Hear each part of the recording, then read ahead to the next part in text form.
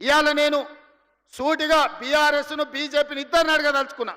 10 ఏళ్ళు ఈయన అధికారంలో ఉన్నాడు, 11వ సంవత్సరం ఆయన అధికారంలో కొనసాగుతుండు. మీరు చేసిన దాని మీద చర్చ చేద్దాం, దానికి మేము సిద్ధం. పోనీ ఎట్లా చేస్తే బాగుంటుందో మీ పాలసీ డాక్యుమెంట్ మాకు ఇవ్వండి.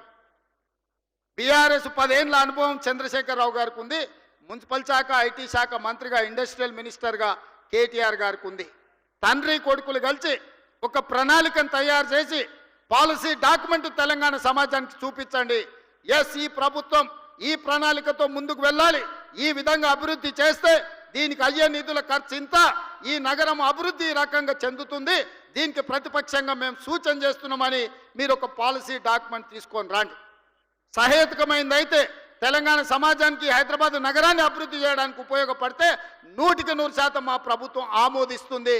మాకు బేసజాలు లేవు, మంచి పని చెయ్యాలి, ఈ నగరాన్ని అభివృద్ధి చెందాలి అనేదే మా విధానం.